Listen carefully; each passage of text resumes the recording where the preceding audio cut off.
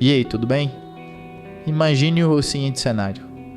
É sexta-feira à noite, você tá sozinho em casa, tomando alguns drinks e de repente bate aquela vontade de conversar com aquela pessoa que é especial pra você.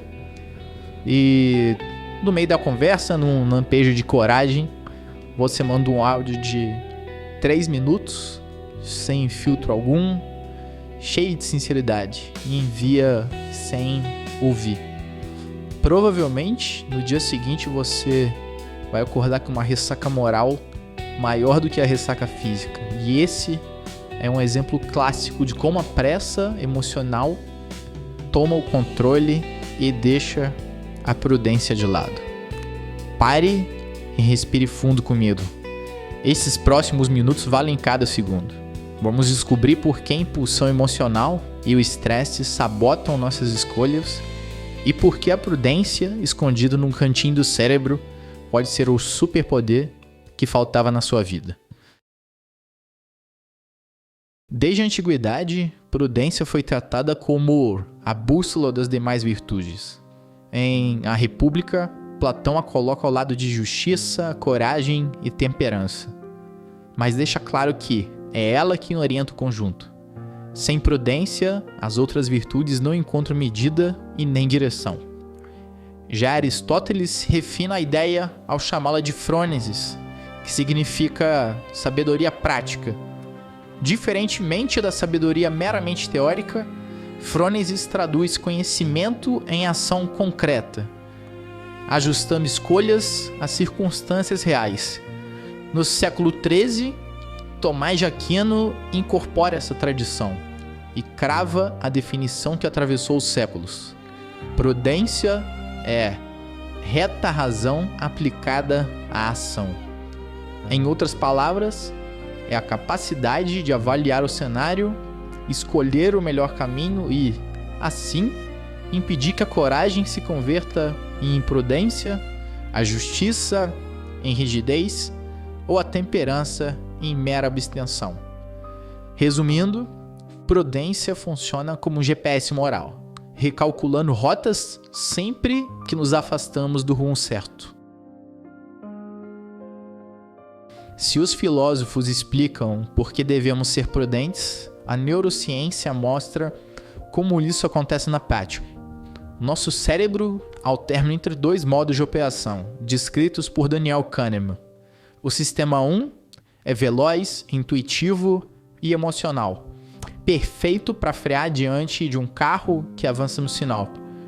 Já o sistema 2 é mais lento, analítico e caro em termos de energia. É ele que usamos para planejar a carreira ou decidir se vale a pena mudar de cidade. Exercitar a prudência significa perceber qual sistema está no comando e, quando necessário, desacelerar o impulsivo, sistema 1, e dar espaço à reflexão do sistema 2. Quando o primeiro dispara sem freio, a amígdala assume a cena, enfatizando medo ou desejo imediato. Quando o segundo entra em ação, o córtex pré-frontal calcula riscos, benefícios e consequências de longo prazo. Alternar com consciência entre esses 2 motores mentais é, em essência, praticar a prudência. Picos de estresse disparam noradrenalina e dopamina no cérebro, o que reduz significativamente a atividade do córtex pré-frontal dorsolateral, a região que inibe impulsos e calcula consequências. Com esse freio cognitivo enfraquecido, a amígdala assume controle, privilegiando respostas rápidas de luta ou fuga. E é nessa hora que compramos por impulso, escrevemos respostas agressivas nas redes sociais ou dizemos algo que iremos nos arrepender depois. A boa notícia é que a mesma neurociência mostra como retomar o controle.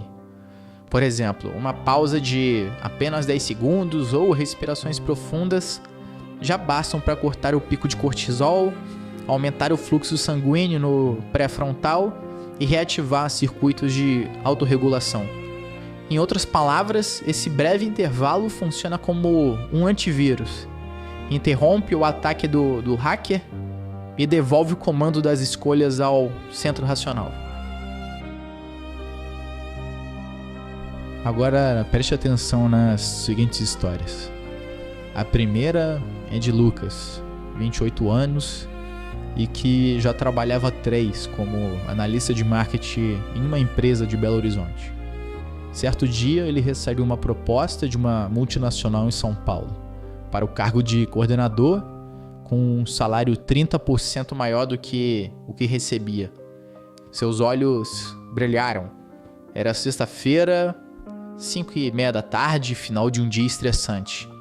O empregador disse que precisava da resposta até segunda pela manhã, devido à urgência do cliente.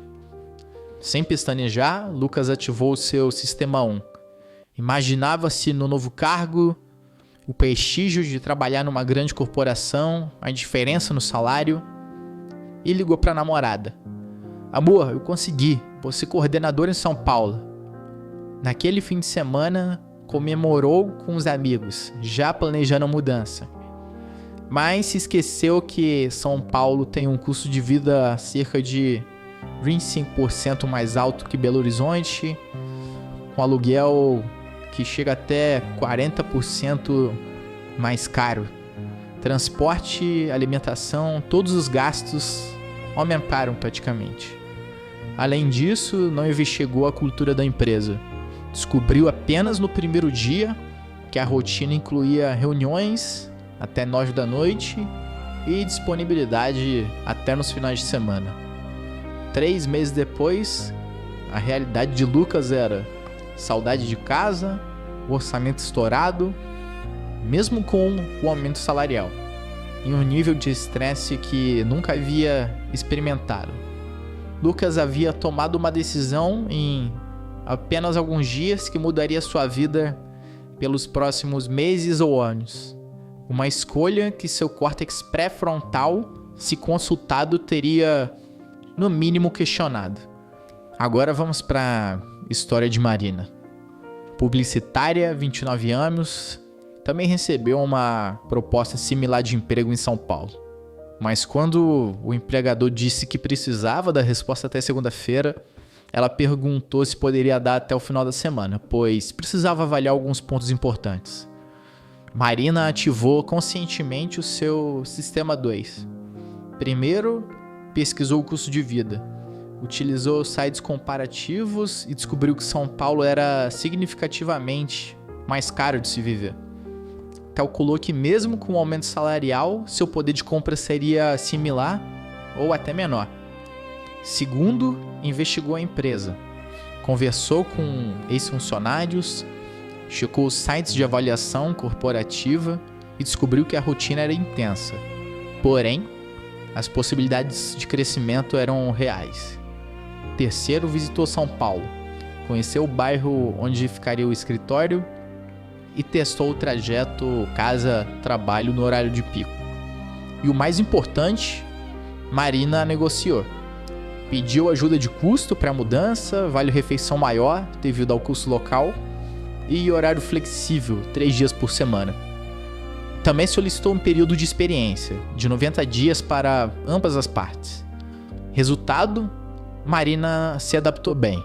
Usou o período de experiência para entender a cultura da empresa e 1 ano depois foi promovida a gerente, posição que não existiria em sua cidade natal.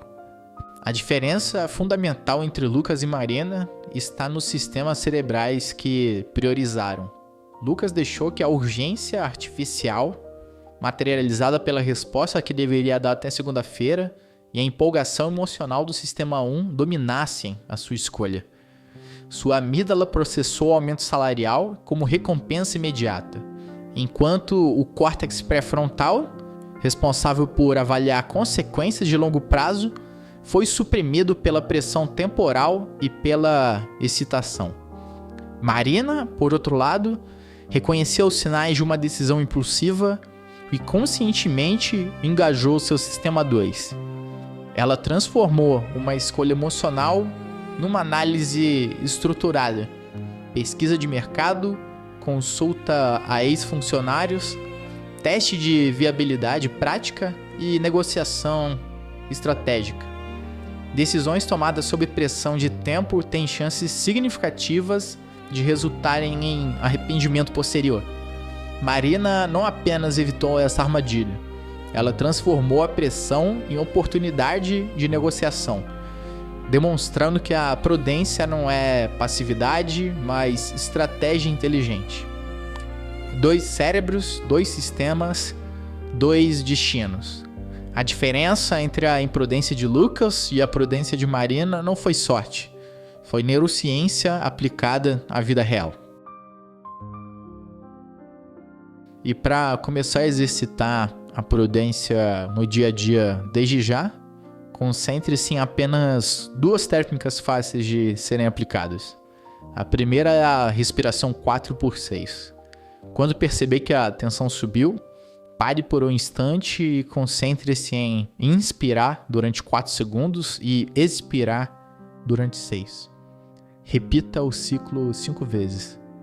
Esse simples ajuste diminui o pico de cortisol, aumenta o fluxo sanguíneo no córtex pré-frontal e devolve ao cérebro a capacidade de avaliar riscos e benefícios com mais clareza. E a segunda técnica é a regra 10-10-10. Antes de clicar em comprar agora, aceitar uma proposta ou responder a alguém, pergunte-se: como vou me sentir com essa escolha em 10 minutos, em 10 meses e em 10 anos? Ao projetar possíveis consequências em 3 horizontes temporais, você obriga a sua mente a sair do piloto automático emocional e a ativar o raciocínio analítico, reduzindo drasticamente a chance de arrependimento posterior. Então, lembre-se: primeiro, pare sempre que surgir uma decisão importante. Segundo, aplique uma ou ambas ferramentas mencionadas. Terceiro, identifique se é impulso ou decisão racional. E quarto, resultado típico dessa prática é a queda drástica dos arrependimentos percebidos. Prudência não é freio de mão, mas volante firme em curvas fechadas. A cada escolha consciente, você fortalece as conexões entre emoção e razão. Respire, pense, decida. Pequenos segundos, grandes consequências. Lembre-se, com prudência você dirige a própria história e evita o áudio de sexta-feira à noite que vira pesadelo no sábado. Se esse conteúdo clareou a sua mente e fez sentido para você, curta, compartilhe e inscreva-se no canal. Obrigado e até a próxima.